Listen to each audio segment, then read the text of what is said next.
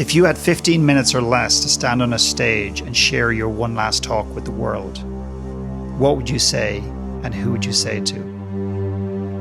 Welcome to the One Last Talk podcast. My name is Philip McKernan.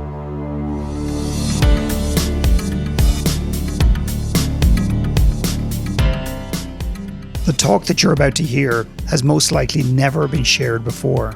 And in many cases, the One Last Talk speakers themselves have never spoken publicly before. Or if they have, they haven't shared this talk. For more context on the speaker's journey into the One Last Talk process, please check out the show notes or visit onelasttalk.com. Enjoy.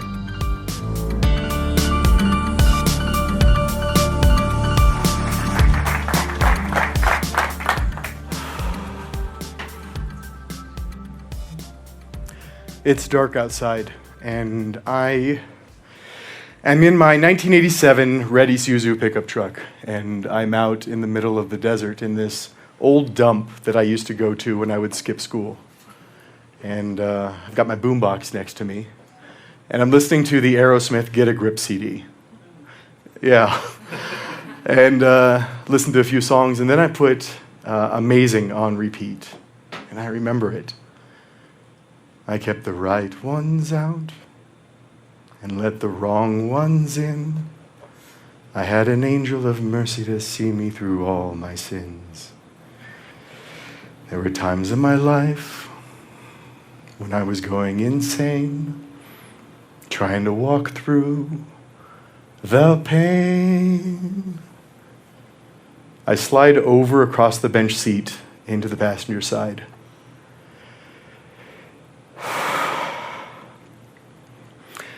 I lift up the Remington 870 shotgun, and I place the barrel in my mouth, and it tastes oily and metallic, like an old penny.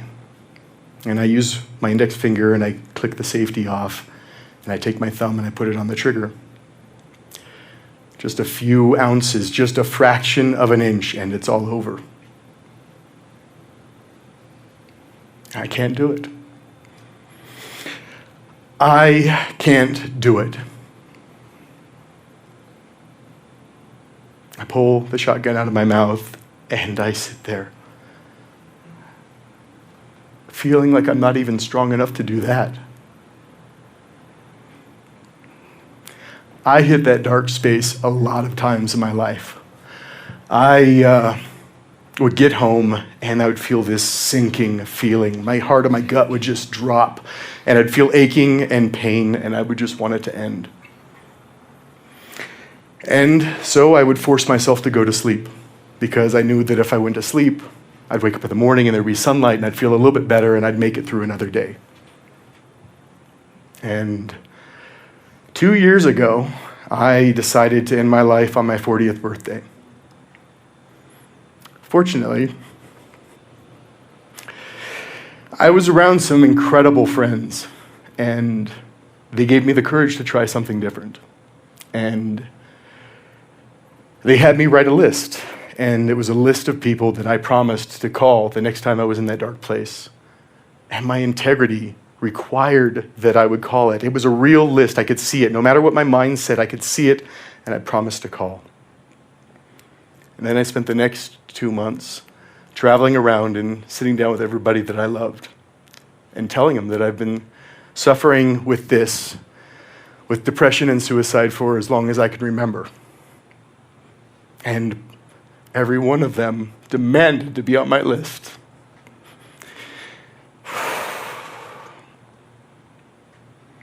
How did I get here? At a young age, I had an abandonment with my father, my biological father, and then I had beautiful parents who had a really, really fucked up relationship. And I took all that into this fear of abandonment. But deeper than that, in my soul, I felt like I was unlovable. Like no matter what, I was unlovable. And so I began to hide in various ways. I'd throw a smile on, I would laugh, I would joke, I would overachieve. I wanted everybody to love me because I would get a little bit of love and it felt like it hit here and then would just like slide down because I wouldn't let it all the way in. I couldn't let it all the way in. So I just needed constant approval from people. And sometimes it was genuine, and sometimes I manipulated people. Sometimes I lied or just wasn't truthful or just hid myself to get that love. I mean, they're good things. I overachieved like a motherfucker. Like I got great grades in school. I was in all the activities. I wrote stories and poems. I designed computer architectures and became the go-to man to solve any problem. I have a degree in theater, acting, directing, design, and won awards for those. I built an 8-figure global company, and none of it was enough. No matter what I did, I wasn't enough.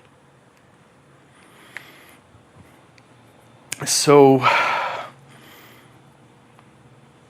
one morning actually, my grandmother called me, and she told me that my parents had passed away. And it was tragic. It was, to be blunt, a homicide-suicide. And I didn't know how to deal with it. I was so disconnected from my emotions, I didn't even know how to feel. So I went home, we did our thing, and then I came back and went immediately to work. And I just worked. And then later that year, the economy tanked. And so I just worked more. And I sacrificed everything. My health, my relationships, my sanity all dropped. I began doing stupid things. One night after drinking, I took a motorcycle out and I totaled it because I felt rejected and hurt. I just didn't care about my life. I wasn't wearing a helmet, didn't have health insurance. I ended up on the floor of my bathroom with a friend with a fingernail brush and hydrogen peroxide scraping gravel out of the road rash. And I laughed. I have a picture that night of me laughing, going like that. I was so disconnected from what was going on in my life. There just wasn't long left. I figured since there wasn't long left, I might as well give it one last hurrah. So I ended up on this journey, on this adventure. I drove an ambulance with 2 friends 10,000 miles from the UK to Mongolia, right? Hey, sounds like a good time. But when you're sitting with yourself for that long, you can't help but to think. You can't help but to feel. And somewhere along that journey, something clicked and changed. And I buried a picture of my parents in the Gobi Desert. And for the first time, I grieved. I cried. I love them.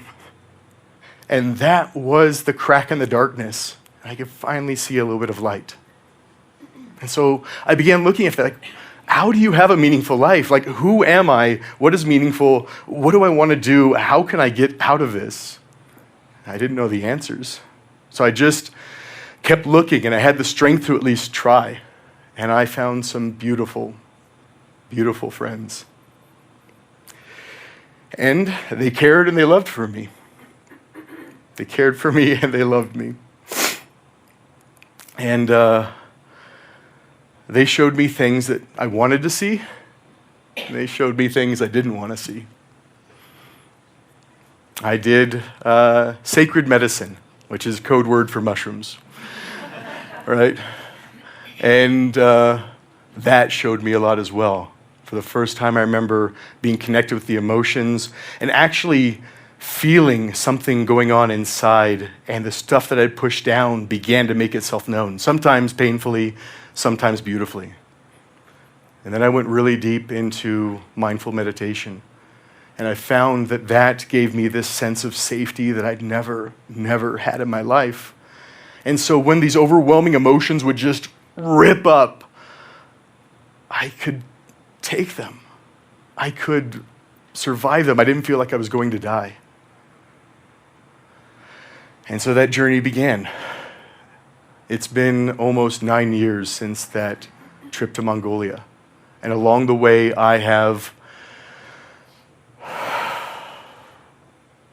learned to trust myself.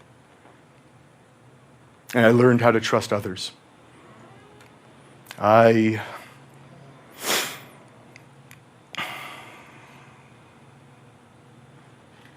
I befriended the darkness inside instead of pushing it away, and I learned how to accept some of the darkness in others. I felt unconditional love for the first time ever, and I'm learning how to love others unconditionally. And I found, for whatever reason, that I'm able to use my gifts to help others in very, very dark places. And that feels like a blessing.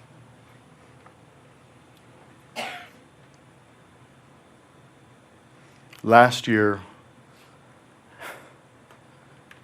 I was driving on a road trip through New Mexico, and I stopped in Chaparral, New Mexico. And at 5 a.m. I got up and I went out to that exact same spot in the desert. And I sat there as the sun rose and I meditated. And I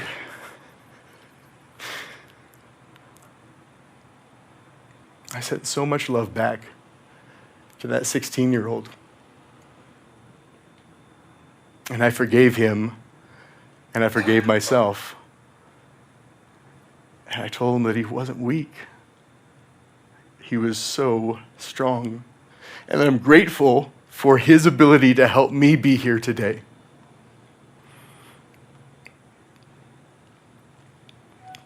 I just recently learned that this cycle has gone on a little longer and a little deeper than I knew. I learned that my biological father's parents died in a very similar way. And later on in life, he took his own life.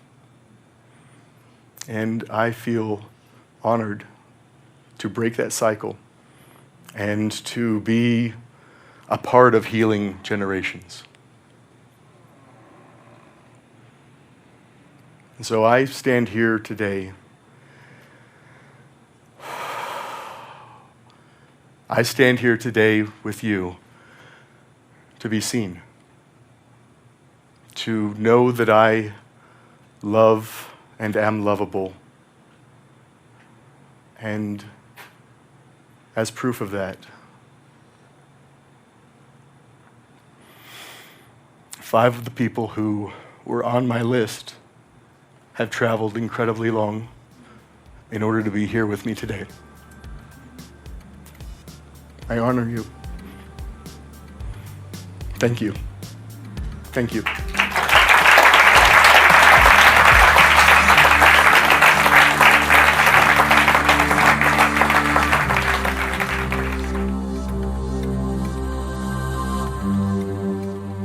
So thanks for listening to the One Last Talk podcast. Feel free to subscribe, leave us a review. At the very least, go to onelasttalk.com and sign up for our newsletter. And definitely check the book out, One Last Talk, which is available on Amazon. It's a great way to bring you through the whole process of extracting your one last talk so you can deliver it to at least one other human being in the world to set your story, your truth free, and to allow other people to realize they're not alone. My name is Philip McKernan, and we'll talk soon. Bye.